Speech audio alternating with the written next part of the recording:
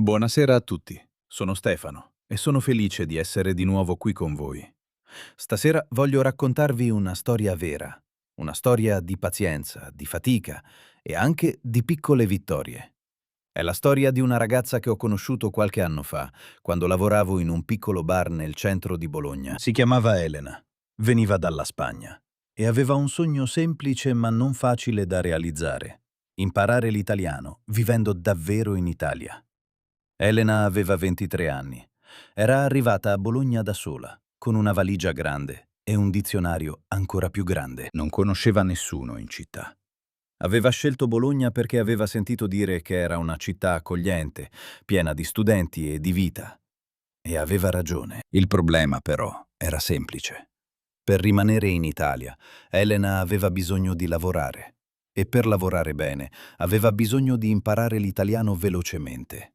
Due cose difficili, allo stesso tempo. Così Elena aveva organizzato la sua vita in un modo molto preciso. La mattina andava a scuola, in un piccolo istituto di lingua vicino alla stazione. Studiava grammatica, faceva esercizi, ascoltava dialoghi. Nel pomeriggio, invece, veniva a lavorare da noi, nel bar dove lavoravo anche io. Vi siete mai chiesti come ci si sente a studiare una lingua nuova e poche ore dopo a doverla usare davvero, con persone vere, in situazioni vere? Non è come fare un esercizio su un libro, è molto più difficile, ma anche molto più utile. Il primo giorno di lavoro di Elena, io ero lì, dietro al bancone, e la guardavo con un po' di preoccupazione. Non perché non fosse capace, ma perché sapevo quanto può essere stressante lavorare in una lingua che ancora non conosci bene. Un cliente ha ordinato un caffè macchiato caldo, ma Elena ha capito caffè macchiato freddo. Un piccolo errore, niente di grave, ma lei si è arrossita subito, imbarazzata. Io le ho sorriso e le ho detto piano: «Non ti preoccupare, capita a tutti. L'importante è continuare». Quella frase, forse semplice, per lei è stata importante. Elena mi ha raccontato dopo che quel giorno aveva pensato di mollare tutto, di tornare in Spagna, perché si sentiva stupida a non capire nemmeno un ordine al bar. Ma invece di arrendersi ha deciso di continuare, un giorno alla volta. Nelle settimane successive ho visto Elena cambiare pian piano. All'inizio ripeteva le frasi a memoria, come una specie di copione. «Un caffè, prego. Un cappuccino subito». Ma con il tempo ha cominciato a capire davvero quello che le persone dicevano, non solo a memorizzare le parole. Una sera, dopo la chiusura del bar, mentre pulivamo i tavoli, le ho chiesto come stava andando con lo studio. Lei mi ha detto una cosa che non ho mai dimenticato. Mi ha detto che la scuola le insegnava le regole, ma il lavoro le insegnava la vita vera. Aveva ragione. A scuola imparava i verbi, i tempi, la struttura delle frasi, ma al bar imparava il tono giusto per essere gentile con un cliente stanco, il modo giusto per scusarsi quando sbagliava un ordine, le parole informali che nessun libro di grammatica insegna davvero. Vi siete mai trovati in una situazione simile? Magari state studiando italiano a scuola, oppure da soli, con un libro o con un'app, ma poi, quando dovete parlare con una persona italiana vera, tutto sembra più difficile, più veloce, più confuso. Se è così, sappiate che non siete soli. È una fase normale e fa parte del percorso. Proprio in quel periodo Elena mi ha parlato di un'abitudine che aveva preso ed è una cosa che voglio condividere anche con voi, perché credo possa esservi utile.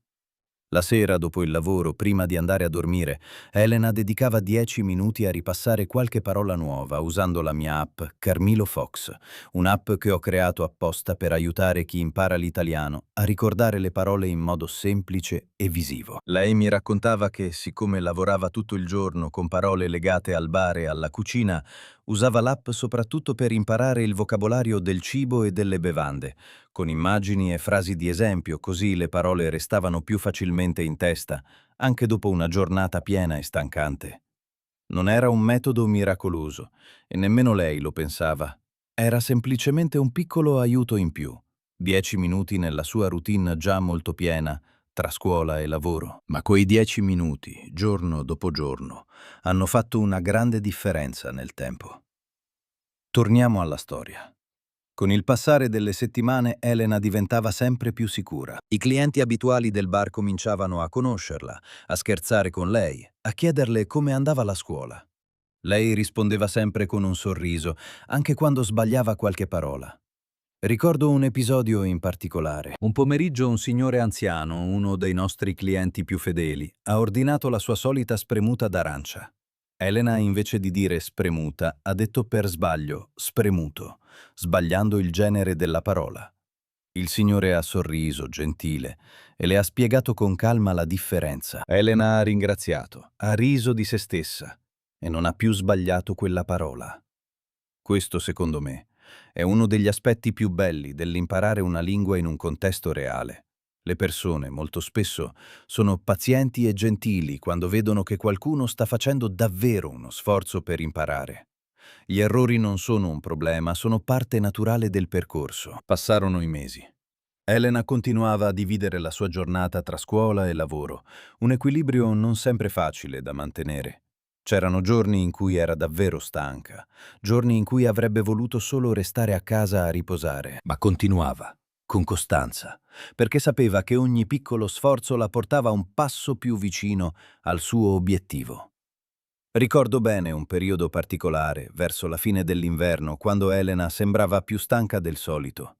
Aveva esami a scuola, molti turni al bar e poco tempo per dormire bene. Una sera, mentre chiudevamo insieme il locale, mi ha confessato che si sentiva bloccata, come se non stesse migliorando più. Le succede a molti, sapete. Dopo i primi mesi di grandi progressi arriva spesso un momento in cui sembra di non fare passi avanti. È un momento normale, ma può essere scoraggiante. Le ho detto una cosa che credo davvero. Imparare una lingua non è una linea dritta che sale sempre verso l'alto. È più simile a una strada di montagna, con salite, discese, curve e ogni tanto anche una piccola pausa per riprendere fiato. L'importante non è la velocità, ma non fermarsi del tutto. Elena ha deciso di cambiare leggermente la sua routine.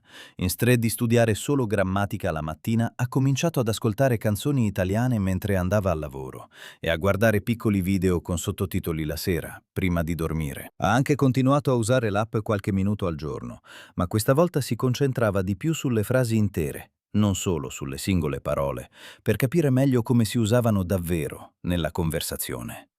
Con il tempo quella sensazione di essere bloccata è passata. Non è successo da un giorno all'altro, ma gradualmente, senza che lei nemmeno se ne accorgesse del tutto. Un giorno, mentre serviva a un tavolo di turisti italiani, ha capito una battuta divertente che avevano fatto tra loro e ha riso spontaneamente, senza pensare prima alla traduzione. In quel momento ha capito che qualcosa era davvero cambiato dentro di lei. Vi è mai capitato un momento simile, in cui improvvisamente capite una frase, una battuta o una canzone in italiano senza dover tradurre prima nella vostra lingua? È una delle sensazioni più belle quando si impara una lingua nuova, ed è il segno che il cervello sta cominciando a pensare direttamente in quella lingua. Un giorno mi ha detto una frase che mi ha colpito molto. Mi ha detto: Stefano, non voglio parlare italiano perfettamente. Voglio solo sentirmi a casa quando parlo italiano. E credo che questo sia, in fondo, l'obiettivo più bello che si possa avere quando si impara una nuova lingua. Non è necessario essere perfetti. Non è necessario conoscere ogni regola di grammatica o ogni parola del dizionario. È necessario, invece, sentirsi sempre più a proprio agio.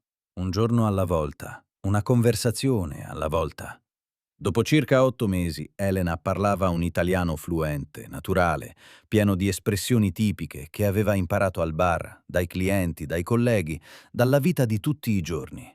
Aveva ancora un leggero accento spagnolo, certo, ma questo non era un problema, anzi, faceva parte della sua identità. Quando è tornata in Spagna dopo quell'anno a Bologna, mi ha scritto un messaggio che conservo ancora.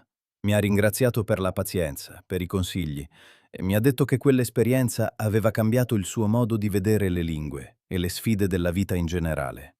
Vi racconto questa storia perché penso che rappresenti bene un'esperienza che molti di voi forse stanno vivendo o vivranno.